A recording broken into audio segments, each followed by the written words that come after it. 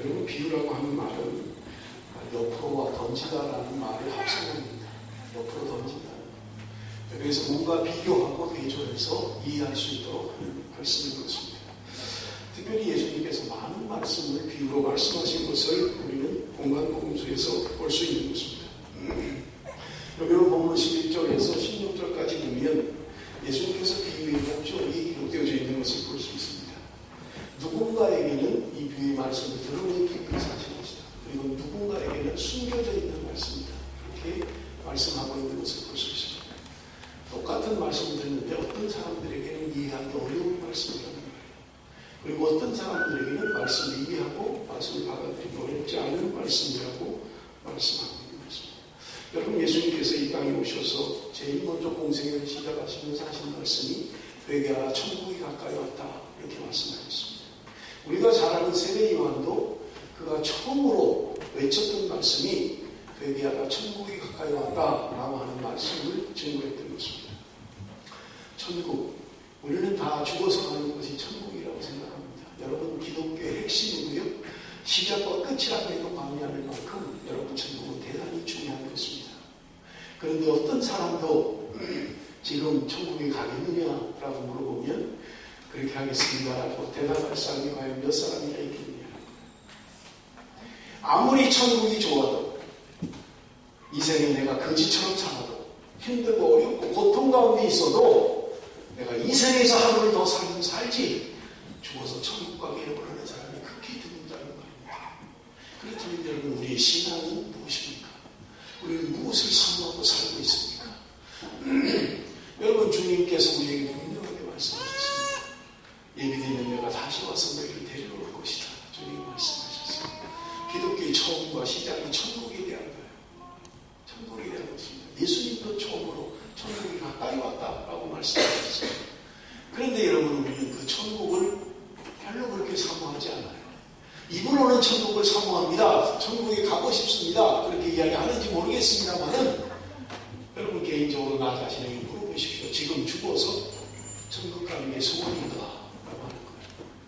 지금 내가 죽어서 주님 앞에 가는 것이 내 신앙의 정말 목적이냐는 거예요. 많은 사람들이 이 땅에서 예수 믿고 이 땅에서 잘 되고 이 땅에서 호의호식하고 이 땅에서 건강을 누리고 이 땅에서 잘 되는 것만을 사모하지 어떤 누구도 죽어서 천국 가는 것을 그렇게 다가오지 않아요. 여러분, 그런데 성경은 분명하게 우리에게 이야기합니다. 여러분, 천국은 우리의 신앙의 시작이고 끝입니다. 우리의 목적이에요. 여러분, 천국 가는 게 우리 신앙의 목적이라고요. 그런데 많은 사람들이 여러분, 그 천국을 입으로는 가고 싶어 해요. 아니, 그냥 죽어서 가는 나라라고 생각하고 있다는 말입니다. 지금 죽어서 천국 가겠느냐라고 물어보면 누가 지금 내가 죽어서 천국 가겠다라고 대답할 수 있는 사람이 몇 사람이나 있겠느냐는 것입니다. 여러분, 천국은 그만큼 우리에게 그렇게 별로 중요하지 않아요. 죽어서 있으면 다행이고 없으면 그만이고 그렇게 생각하는 것이 천국이 아닌가, 여러분, 그렇게 생각합니다.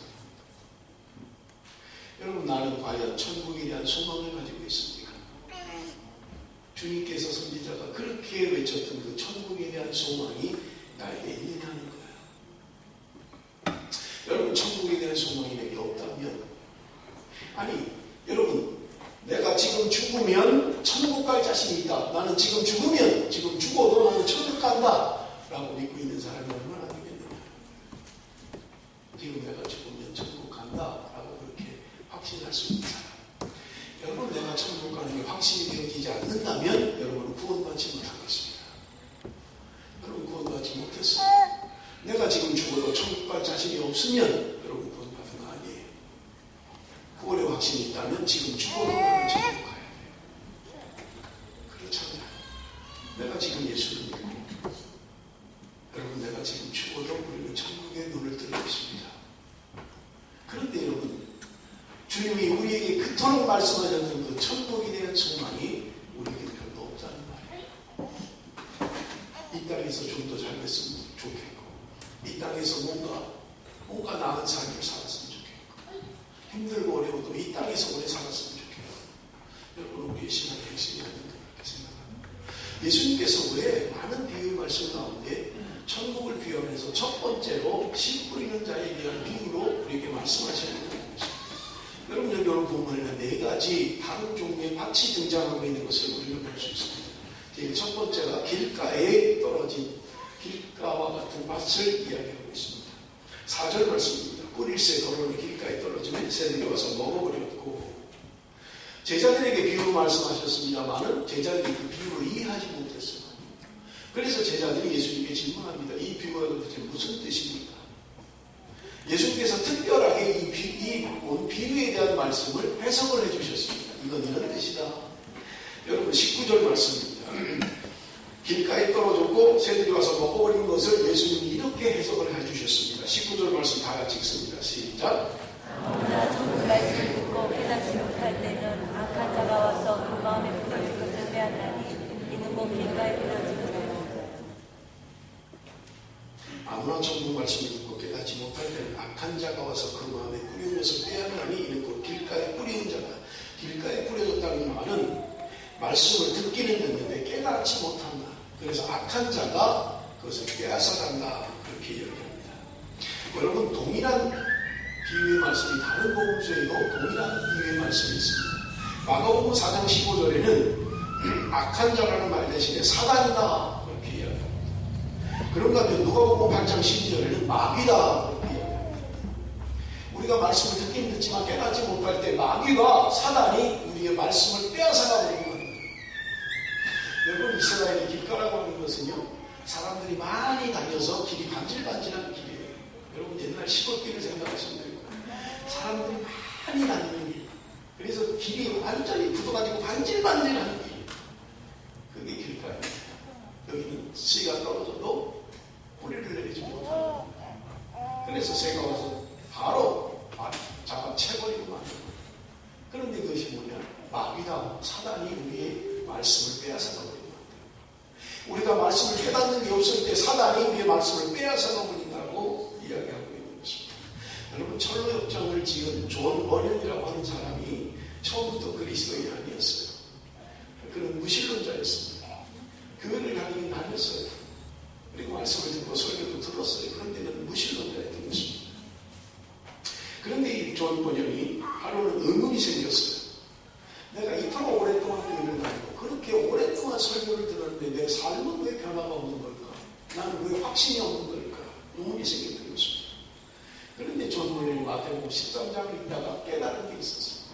그것은 뭐냐? 사단이 우리의 말씀을 빼앗아 간다라고 하는 이 말씀의 의미를 깨달았던 거예요. 내가 그토록 예배를 하지만 그토록 하나님의 말씀을 듣지만 사단이 말씀을 빼앗아 가버리면 깨닫지도 못하고 말씀의 은혜를 받을 수 없다는 걸 알게 된 거예요. 자기의 태도에 문제가 있다는 걸 알게 된 것입니다. 여러분 어릴 때부터 대대로 내려오면서 몇 대째 예수를 믿는다고 자랑합니다. 여러분 수없이 예배를 드리고 수없이 말씀을 듣습니다. 그런데 우리 변화가 없는 거예요. 여러분 존 버년이 이것을 깨달은 다음에 그의 예배의 태도가 달라졌고 말씀 듣는 태도가 달라졌어요. 그는 하나님께서 참 믿음을 주시고 믿음의 사람이 됐습니다. 그래서 그가 수세기에 걸쳐서 수많은 그리스도인들에게 영향력을 미치는 철로 역정이라는 책을 썼던 것입니다. 사랑하는 성도 여러분, 나는 어떤 마음으로 예배를 나오고 있습니까? 어떤 자세로 말씀을 듣고 있습니까? 여러분 결정적이라는 말이에요. C.S. 루이스라고 하는 사람이 악마의 편지라는 그런 책을 썼어요. 악마의 편지. 이 내용을 보면 이런 것입니다. 어떤 노신사가 규칙적으로 도서관을 가는 거예요. 일주일에 한 번씩 도서관에 가서 책을 읽는 아주 좋은 습관을 가지고 있었어요. 이 노신사가 오늘날 도서관을 갔습니다. 습관을 따라 도서관에 간 거예요. 어떤 책을 읽을 것인가 보다가 종교서적이 마음에 드는 게 있었어요. 그래서 그 종교서적을 했어요. 읽다 보니까 마음에 의문이 생겨요. 하나님은 도대체 누구인가? 나는 하나님과 어떤 관계가 있는가? 자꾸 의문이 생기는 거예요. 그런데 그때 마귀가 그에게 속삭입니다. 밥 먹고 해, 밥 먹고. 지금 밥 돼야 점심 먹어야지. 지금 의문이 생기고 뭔가 좀 알고 싶은데 마귀가 귀에다 속삭이는 것입니다. '밥 먹고 생각해도 돼. 천천히 해도 돼. 점심 되니까 밥 먹어요. 가서 밥을 먹습니다. 밥을 먹고 있는데 밥 먹으면서도 생각이 나는 거예요. 하나님이 누굴까? 그런데 마귀가 속삭입니다. 아니 밥이나 다 먹고 생각하라고. 그거 뭐 이렇게 주위에서 그걸 그렇게 밥도 안 먹고 그런 자리가 생겨보니까 그래요. 오늘 밥 먹는 거예요. 끝나고 나는데도 그 생각이 어렴풋하게 자꾸 생각이 나는 거예요. 그러니까 마귀가 속삭입니다. 너 오늘 바쁘잖아. 다음에 생각해. 다음에. 바쁜데 바쁜 일 해야지. 이 사람이 자기 챙겨 주섬주섬 챙겨서 버스를 탑니다. 집에 가는 버스를 탑니다. 그리고는 신문을 켜줍니다. 그리고 아무렇지도 않았던 듯이 이렇게 집으로 돌아옵니다. 그런데 그 책의 내용은 그 뒤에서 악마가 미소를 짓고 있다는 거예요. 일상적으로 하는 일이에요. 늘 하는 일이에요. 그런데 악마가 더 이상 생각하지 못하고 결단하지 못하도록 하고 있다는 거예요. 사랑하는 성도 여러분, 오늘 우리 예배의 태도는 어떻습니까?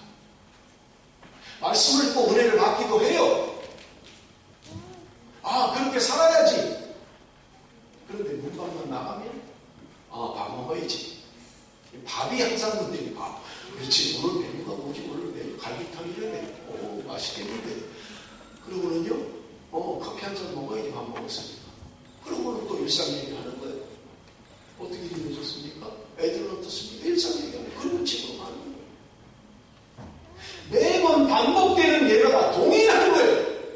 말씀에 대한 깨달음도 없이 동일하게 살아가는 거예요. 여러분, 이게 우리 예배 태도요? 이게 예배 문제인 거예요. 뭔가 문제의식을 가져야 되는데 갖지를 못하는 거예요. 문방만 나가면 똑같아지는 거예요. 그렇지, 난 돈 벌어야지. 먹고 살려면 할 수 없지. 그런 거 생각할 필요가 없지 지금. 그냥 똑같은 거예요. 매번 똑같은 거예요. 매번 똑같아요. 뭔가 말씀을 듣고 변화가 생기고 말씀을 듣고 도전이 되고 말씀을 듣고 순종하는 삶을 사는 게 아니라 똑같은 거예요. 그냥 똑같은 거예요. 예배 끝나면 밥이지. 밥 먹고 커피 한 잔 먹고 그냥 얘기하고 그냥 말하는 거예요. 무슨 생각할 시간도 없고요. 주님이 나를 위해서 죽으셨다고 해도 주님이 너를 위해서 십자가에 달려 돌아가셨다고 하는데도 나는 별 의미가 없어요. 계속해서 제가 좀 설교하고 있잖아요. 주님이 안 계신다면, 주님이 없다면 내 생에 어떤 문제가 생길까?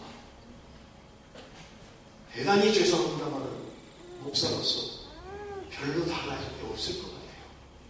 성도들의 삶에 별로 달라질 게 없을 것 같더라고요. 주님이 계셔도 달라지지 않는데 주님이 안 계신다고 뭐가 달라지겠어요? 없어. 그냥 괜히 교회 다녔네. 난 주님이 계신 줄 알고 교회 다녔는데 그냥 그런 거예요. 천국? 아이고 없대. 죽은 다음에 없대. 아이고 뭐 죽은 다음에 천국 가는 줄 알았더만 그만두지 뭐.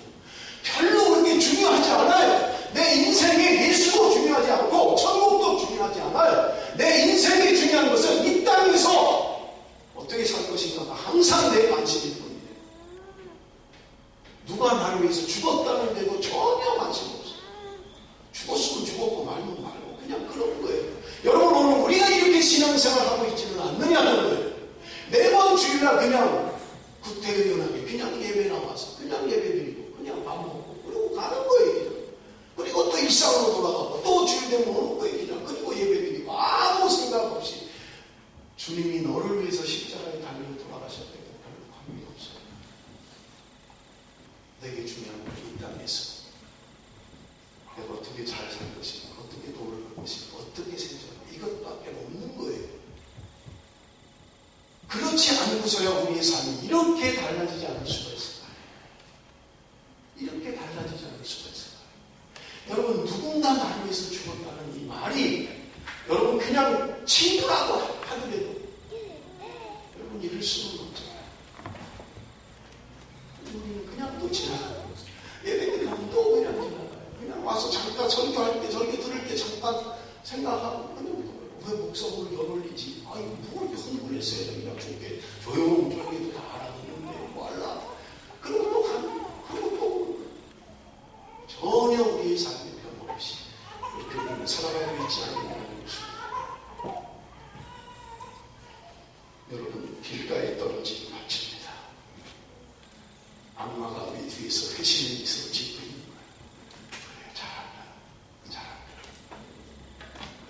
문제는 그게 아니지. 악마가 비웃고 있는 거예요. 말씀을 들어도 변화가 없습니다. 말씀을 들어도 순종하지 않아요. 견고하게 굳어져서 바뀌지 않아요. 여러분, 이것이 비슷합니다. 여러분, 두 번째 떨어지면서 돌밭에 떨어졌다고 이야기합니다. 더러는 흙이 얇은 돌밭에 떨어지니 흙이 깊지 아니하고 싹이 나오나 해가 돋은 후에 타져서 뿌리가 없으므로 말라요. 예수님께서 이 본문에 대해서 이야기하는 것을 설명하고 있습니다. 20절, 21절 한번 같이 봅니다. 20절, 21절 다 같이 시작.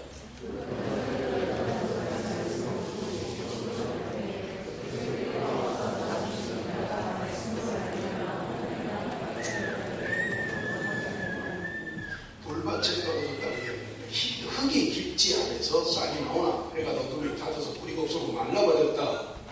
이게 무슨 말이냐? 돌밭에 뿌리였다는 것은 말씀을 듣고 즉시 기쁨으로 받되 그 속에 뿌리가 없어 잠시 견디다가 말씀을 위해서 환난과 핍박이 일어나면 넘어진다. 말씀을 들을 때 감격해요. 기쁨이 있어요. 말씀을 들을 때 감동을 해요. 기쁨도 있고 은혜도 받아요. 그런데 말씀으로 인해서 환난이 오고 박해가 오면 그냥 당하고.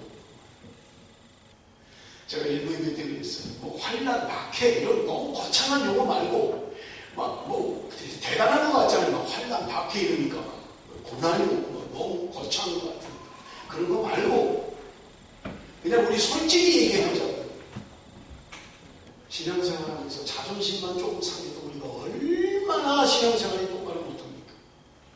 조금만 누가 나를 무시하는 것 같아도 교회를 나오니 안 나오니 신앙생활 하니 안 하니 뭐 저거 미워서 안 나오니 나오니 별 말을 다 하고 아니 무슨 환난 박해 무슨 고난 이런 거 말고요. 그런 거창한 것들 말고 너무 무서우니까 그냥 신앙생활하면서 조금만 마음이 상하면 아닌가요? 그렇게 대단한 거 아니더래요. 여러분 우리가 얼마나 넘어지고 자빠지고 기쁘고 아멘 할렐루야 하는데 조금만 어려움이 오면 그냥 자빠져요. 다 그만둬버리고 돌밭에 떨어진 거지. 돌밭에 말씀을 받기는 받아요. 기쁨도 있어요. 은혜도 알아요. 그런데 뿌리가 깊지 못하면 자라지는 못하면 시험이 오고 어려움이 오면 넘어져버려요. 여러분 여기서 돌밭에 떨어진 거지. 여러분 어떻습니까? 나는 뿌리를 깊이 내려서 견고하게 어떤 바람이 불고 어떤 시험이 와도 넉넉히 이길 수 있는 여러분 로마서 8장에 우리에게 이야기하고 있잖아요. 하나님의 사랑은 어떤 것도 끊을 수가 없다. 적신이나 기근이나 칼 어떤 것도 우리를 끊을 수가 없다라고 이야기하고 있잖아요. 적신이요 맨몸이에요. 훌딱 다 뺏겨놓고 가는 거예요. 아무것도 없어요. 먹지 못합니다. 기근이에요. 칼이요. 죽음이에요. 죽음이 나를 위협하고 있다. 그런데 여러분 로마서의 기자는 고백하고 있죠. 그런 것도 하나님의 사랑에서 끊을 수 없다. 내가 넉넉히 이기느니라. 여러분 그런 기근이 오고 그런 환난이 오고 그런 박해가 오고 나를 죽음으로 누군가를 위협한다면 누가 나를 죽음으로 위협한다면 너 예수 믿을래? 안 믿을래? 믿음을 주실 거예요. 라고 한다면 여러분 내가 넉넉히 이길 수 있겠습니까? 아니 그냥 막 살려가라고 애원하는 게 아니라 내가 넉넉히 이길 수 있겠냐는 말이에요.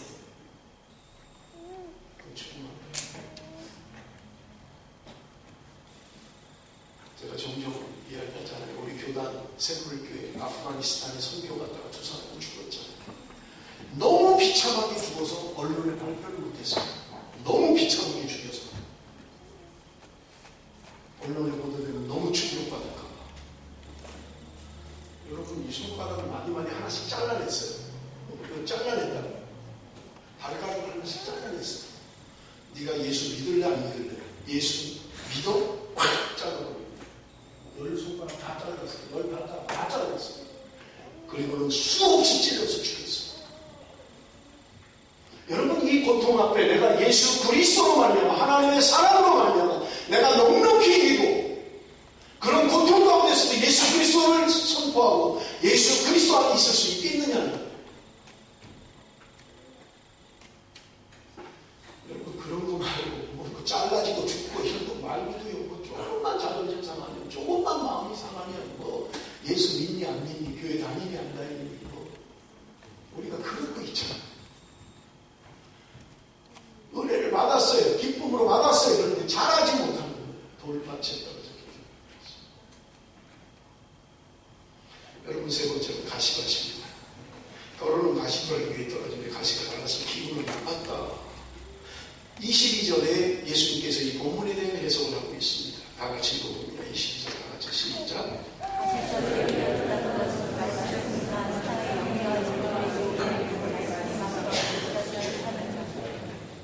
말씀을 들으면 세상의 염려와 진리의 유혹에 말씀을 낳고 결실치 못하는 자요. 말씀을 듣기는 듣습니다. 은혜도 받습니다. 그런데 세상의 염려, 진리의 유혹, 돈의 유혹입니다. 말씀이 막혀버리고 마는 거예요. 여러분 동일한 본문에 누가복음 8장 14절에는 이 두 개의 가시 외에 하나가 더 있습니다. 그래서 일락이라고 하는 거예요. 세상의 쾌락. 세상의 쾌락으로 말미암아서 신앙생활을 제대로 못한다는 거예요. 마가복음 4장 19절에는 기타 욕심이라고 있어요. 기타 욕심이라는 게 추가되어 있어요. 세상의 염려, 재리의 유혹, 세상의 쾌락, 기타 욕심으로 말미암아서 말씀을 뿌리를 내지 못하고 잘하지 못하는 거예요. 세상에 대한 염려. 여러분 우리가 많이 하는 것들이잖아요. 염려 많이 하잖아요. 그런데 이런 염려가 우리의 신앙생활을 제대로 하지 못하게 한다는 거예요. 돈의 유혹. 이것 때문에 신앙생활을 제대로 못합니다. 주의를 못 지키는 거죠. 11조 내는 게 아까운 거예요. 1년 동안 11조만 모으면 내가 1,000원 살 수 있을 텐데 하나님이 주신 것을 생각하지 못하고 드리는 게 아까운 거예요. 돈의 유혹. 여러분 여기 염려라는 이 단어는요, 물어뜯는다, 찢는다, 쪼갠다 이런 말입니다. 내 마음을 찢고 쪼개고 물어뜯는다. 여러분 성경은 우리에게 말씀합니다. 마태복음 1장 31절에서 33절. 그러므로 염려하여 이르기를 무엇을 먹을까 무엇을 마실까 무엇을 입을까 하지 말라. 이는 다 이방인들이 구하는 것이라. 너희 하늘 아버지께서 이 모든 것이 너에게 있어야 할 줄을 아시니라. 그런즉 너희는 먼저 그의 나라와 그의 의를 구하라. 그리하면 이 모든 것을 너희에게 더하시리라. 염려하지 말라고 이야기합니다. 여러분 우리의 염려의 대부분은 무엇입니까? 무엇을 먹을까? 무엇을 입을까? 무엇을 마실까? 이게 우리 염려의 내용들이잖아요. 우리에게 다 필요한 것들입니다. 그런데 성경은 우리에게 분명하게 말씀하고 있는 게 있어요. 너희들에게 이러한 것들이 있어야 할 줄을 아신다는 것. 주님이 아신다는 것. 너희들에게 입을 옷이 필요하고 먹을 음식이 필요하고 여러분 마실 물이 필요한 것 주님도 알고 계시다는 거예요.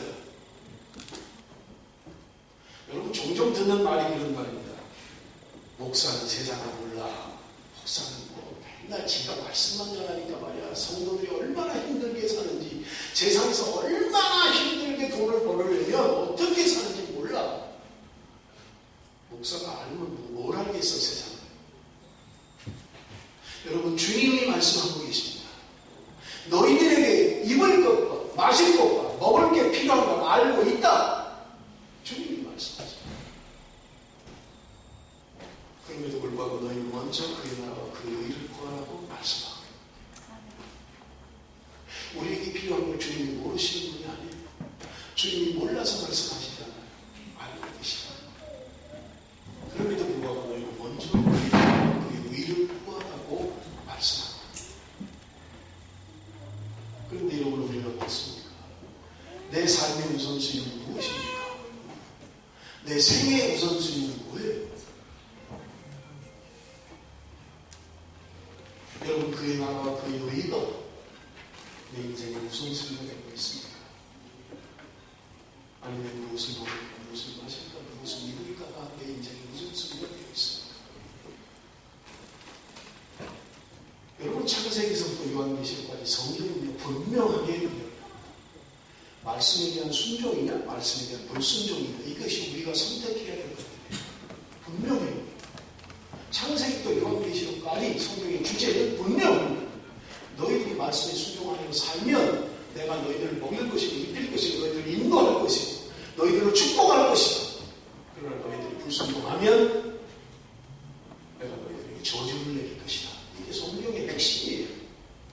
하나님의 말씀에 순종하느냐 순종하지 못하느냐 이것은 성경이 우리에게 이야기하는 거예요. 어떤 이유를 내서라도 힘들죠 안 되죠. 여러분 성경 이야기에 하나님이 아신다는 거예요. 너희들이 먹을 것 마실 것 입을 것 있어야 되는 거 알고 있다는 거예요. 그럼에도 불구하고 그러나 너희들은 먼저 그의 나라와 그의 의를 구하라고 우리에게 분명하게 해요. 그런데 우리 우선순위 어때요? 그래도 그렇지. 교회가 내 공과금 내주나? 목사가 내 집세 내주나? 자꾸 이러는 거예요. 여러분 성경에 보세요. 이스라엘 백성들이 홍해를 건너서 광야에 들어섰을 때 하나님이 그들을 먹이시고 입히시는 거예요. 날마다 만나를 통해서 입히시는 거예요. 너희들이 깨달아라. 실물 교육을 하셨던 거예요. 여러분 고린도전서 10장에 이야기하고 있잖아요. 홍해를 걷는 것은 세례받은 것이다 이야기하고 있잖아요. 세례받고 난 이후의 삶이 어떤 삶이어야 되냐? 하나님의 철저한 인도하고 하나님을 철저하게 신뢰하고 살아가는 삶. 그럴 때 하나님께서 너희들을 먹이고 입히실 것이다 라고 말씀합니다. 6일 동안 열심히 일하라는 거예요. 그러나 제 7일은 쉬라는 거예요. 하나님께서 6일이나 이틀째를 걷게 해주신다고 이야기하는 거예요. 6년이 지나고 7년을 안식이 아니라 1년을 쉬라는 거예요. 어떻게 먹고 살라는 거예요 1년 동안. 근데 하나님이 하시는 거예요. 6년째 너희들에게 2년치를 수수하게 해줄 것이다. 여러분 하나님에게 있다는 말이에요. 하나님이 하시겠다는 말입니다. 하나님이 너희들을 먹여 살리겠다는 거예요. 너희들을 인도하겠다는 거예요. 이게 하나님이 말씀하시는 거예요.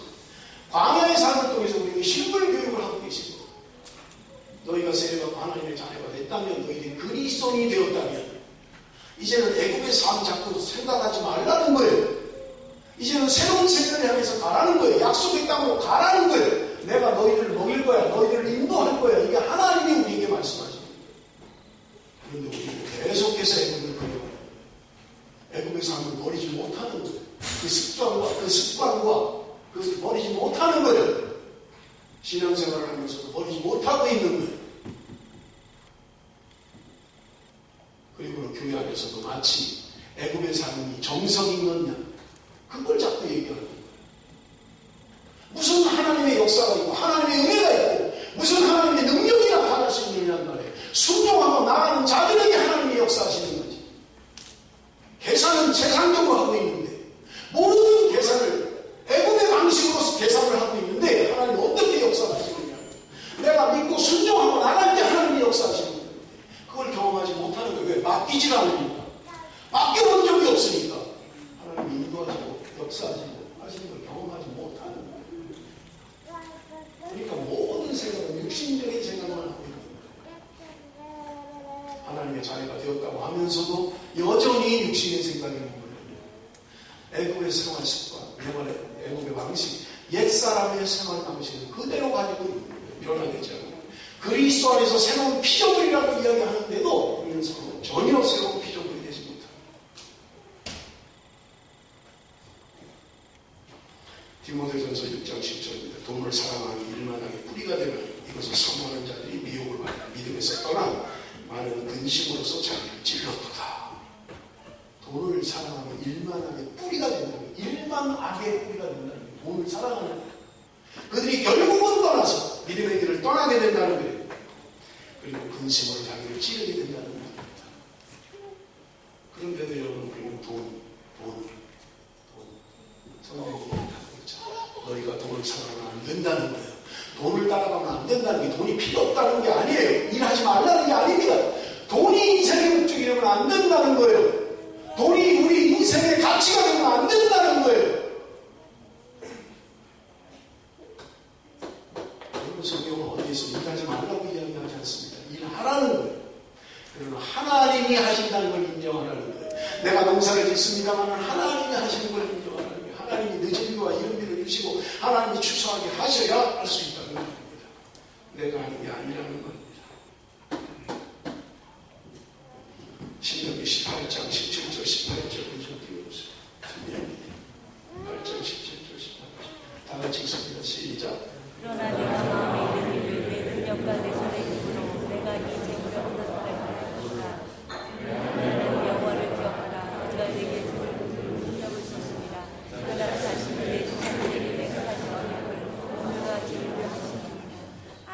내 하나님 여호와를 기억하여 그가 내게 재물 얻을 능력을 주셨습니다. 하나님이 내게 재물 얻을 능력을 주셨다는 거예요. 여러분, 우리는 내 능력으로, 내 기술로, 내 힘으로 산다고 자꾸 생각해요. 하나님은 우리에게 말씀하십니다. 아니다. 내가 너에게 얻을 수 있는 능력을 주는 겁니다. 여러분, 이것을 인정해야만 합니다. 우리 이 신앙은 이것을 인정하는 거예요. 하나님이 내게 주셨습니다. 하나님이 제게 지혜를 주셨습니다. 하나님 제가 일할 수 있도록 주셨습니다. 그런데 우리는 자꾸 내가 한 것처럼 생각하는 거예요. 내 기술로 먹고 산다고 생각하는 거예요. 내 능력으로 먹고 산다고 생각하는 거예요. 하나님은 아니다. 내가 너희들에게 먹을 수 있는, 일할 수 있는 능력을 주는 것이다. 여러분, 제가 일교회 때도 잠깐 이야기했습니다만, 제가 고등학교 1학년 입학할 때 전국에서 만점을 받고 온 친구가 있었어요. 우리 반에. 몇 명 되지 않는 사람이었어요. 전국 만점, 점수를 시험을 쳤는데 만점을 받은 그 친구가 우리 학교에 왔고 같은 반에 있었어요. 공부 잘했어요. 전교 1등이었습니다. 2학년 올라가는데 배가 안 보이는 거예요. 선생님한테 물었어요. 왜 안 보입니까, 이 친구들이? 선생님이 하시는 말씀이에요. 정신병원이라고. 정신병원. 제가 졸업할 때까지 보지 못했어요. 졸업할 때까지 보지 못했어요. 똑똑한 친구들. 전교 우리 58년생 시험 친구 가운데 전교 1등을 했으니까, 전국 1등을 했으니까 만점을 받았어요. 여러분, 하나님이 한번 건드려버리면 여러분 그냥 가는 거예요. 정신병원 가요. 그냥 뭐 하나 딱 건드려버리면. 제가 말씀드리자면 우리 매우 교통사고로 병원에 입원했는데 멀쩡해요. 아무렇지도 않아요. 그런데 얘기한 게 15년 전 얘기를 하고 있는 거예요. 왜 이렇습니까? 사고 날 때 어느 뇌에 기억하는 부분이 살짝 건드려졌다. 그래서 이 사람은 15년 전에 가 있어요. 15년 전. 지금 현실의 말을 하는 게 아니라 15년 전 얘기를 하고 있어요. 여러분, 내 지혜입니까? 내가 능력이 있어서 그렇습니까? 내가 힘이 있어서 그렇습니까? 내가 잘나서 그렇습니까? 내가 똑똑해서 그렇습니까? 전번에 하나님이 주시는 것입니다. 대단히 죄송합니다. 공부 좀 한다는 사람들 기억하십시오. 여러분, 내 지혜로 하는 거 아니에요. 내 지식으로 하는 거 아닙니다. 교만하지 마세요. 겸손해야 됩니다. 하나님이 나에게 공부할 수 있는 능력을 주시고 지혜를 주시고 감사해요. 다른 사람보다 사업이 잘 됩니까? 여러분, 내가 능력이 있어서, 다른 사람보다 기술이 좋아서 아닙니다. 하나님이 나에게 주신 거예요. 우리는 감사해야 돼요. 하나님이 나에게 일할 수 있도록 해주시고 일할 능력을 주시고 감사해요. 공부할 수 있는 지혜를 주시고 공부할 수 있는 환경을 주시고 감사해요. 여러분, 우리는 조금만 잘하면 얼마나 교만합니까? 조금만 나보다 잘하면 얼마나 교만해요. 보이잖아요. 보여요, 눈에. 아, 자기는 아니라 그러는데 눈에 보인다니까요. 뭐 조금만 남보다 나면 뭐가 보인다니까요. 교만함이 보이고요. 건방진 게 보이고요. 우리 인생이 그래요. 뭐 대단한 것도 아닌데 그거 가지고요. 버스에 있을 때 어느 권사님이 그 얘기하더라고요. 자기 남편이 한국에 나가니까 아무것도 아닌데 용접하는 사람인데 한국에 나니까 되게 자랑하더라고요. 호주 시민권 있다. 호주 시민권 있다. 호주 시민권. 뭐가 그렇게 자랑하는 건지.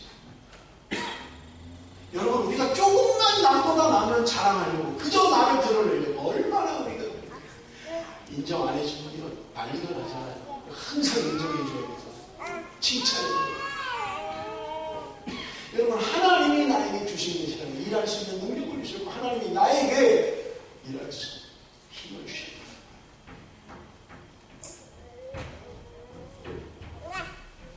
세상 쾌락 따라 사고는 안 됩니다. 주님이 말씀하십니다.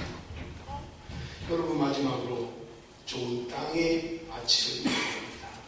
좋은 밭에 떨어진 씨는 30배, 60배, 100배 결실을 맺는다고 얘기합니다. 8절 말씀입니다. 더러운 좋은 땅에 떨어지니 100배, 60배, 30배 결실을 하였느니라.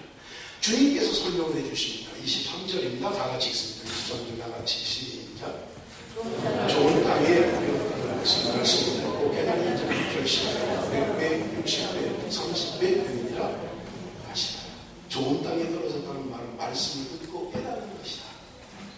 말씀을 듣고 깨달았으면 순종하고 그 말씀대로 사는 삶을 이야기하고 있는 것입니다. 어린아이 같은 마음에 그리고 그대로 믿는 거예요. 그리고 그대로 순종하는 것입니다. 그게 좋은 밭이 떨어졌다. 여러분, 어떻게 우리가 좋은 밭이 될 수 있을까요? 우리 마음이 어떻게 하면 좋은 밭이 될 수 있을까요? 호세아 10장 12절 말씀입니다. 너희 묵은 땅을 기경하라. 마침내 여호와께서 임하사 의를 비처럼 너에게 내리시리라. 묵은 땅을 기경하라. 우리의 굳어져 있는 마음을 기경하라는 말입니다. 뒤집어 엎으라는 거예요. 여러분, 농부들이 봄이 되면 겨울 동안 얼어있는 땅을 뒤집어 엎어버리잖아요. 기계로 다 뒤집어 엎어서 거기다 씨를 뿌리잖아요. 우리 마음을 엎어야 되는 말입니다. 굳어져 있는 마음을 엎어야 되는 말입니다. 그럴 때 거기서 싹이 나고 열매를 맺고 자라게 된다고 합니다. 굳은 마음이 부드러운 마음으로 바뀌어야만 합니다. 부드러운 마음으로 바뀌어야 돼요. 부정적인 마음이 긍정적인 마음으로 바뀌어야 된다는 말이에요. 우리의 마음에 감사와 찬송이 있어야 되는 것입니다. 우리 안에 더러운 것들을 뿌리 뽑아야만 합니다. 악한 것들을 뿌리 뽑아야 돼요. 기경하십시오. 말씀의 기경이 일어나야만 합니다. 여러분, 그냥 포기해버리지 마십시오. 그냥 나가면서 또 잊어버리고 또 다음 주일날 보시면 여러분 좀 바뀌어야만 합니다. 말씀이 바뀌어야 돼요. 말씀을 듣고 변화되어야만 합니다. 좀 새로워야 된다는 말입니다. 아무리 강한 마음도 말씀이 들어가면 변화가 되어 있어요. 말씀의 능력이 그를 바꿔놓는다는 거예요. 하나님의 말씀을 받아들이십시오. 그리고 순종하십시오. 그리고 삶으로 일어나십시오. 눈물 붙이십시오. 하나님께서 함께 하실 것입니다. 마지막 빌립보서 4장 6절 7절 말씀 읽고 마칩니다. 다 같이 읽겠습니다. 시작. 아무것도 염려하지 말고 오직 모든 일에 기도와 간구로 너희 구할 것을 감사하며 하나님께 그냥 모든 지각에 뛰어난 하나님의 평강이 그리스도 예수 안에서 너희 마음과 생각을 지키시고 하나님의 평강이 염려하지 말라. 아무것도 염려하지 말라. 아무것도 염려하지 말라. 하나님의 평강이 너희를 지키십니다. 하나님께서 너희의 마음과 생각을 지키실 것이다. 우리에게 말씀합니다. 사랑하는 성도 여러분, 두려워하지 마십시오. 염려하지 마십시오. 주님께 맡기고요. 주님의 인도함을 받으십시오. 말씀대로 순종하는 삶을 사십시오. 하나님께서 우리에게 열매 맺는 삶을 주실 것입니다. 30배, 60배, 100배의 열매 맺는 아름다운 삶으로 하나님이 우리를 바꿔주실 줄로 믿습니다. 기도하겠습니다. 살아계신 하나님, 길에 떨어진 씨앗이었습니다. 돌짝밭에 떨어진 씨앗이었습니다. 가시덤불에 떨어진 씨앗이었습니다. 때로 말씀을 듣고 은혜를 받습니다만 세상의 염려, 근심 때문에 뿌리를 내리지 못했습니다. 수없이 말씀을 듣고 수없이 예배를 드리는데도 변하는 것이 없었습니다. 아버지 하나님, 어찌하고 나를 돌아보게 하여 주시고 진실로 하나님의 말씀으로 나를 변화시켜 주옵소서. 온전히 하나님의 나라를 위한 삶이 될 수 있도록 주께서 함께하여 주옵소서. 아버지 하나님, 세상을 따라가는 삶이 아니라 주님의 말씀을 따라가는 복된 삶이 되게 하여 주옵소서. 우리 안에 말씀의 기경이 일어나기를 원합니다. 우리의 심령의 기경이 일어나기를 원합니다. 아버지 하나님, 온전히 주의 말씀으로 새롭게 하여 주옵소서. 예수님의 이름으로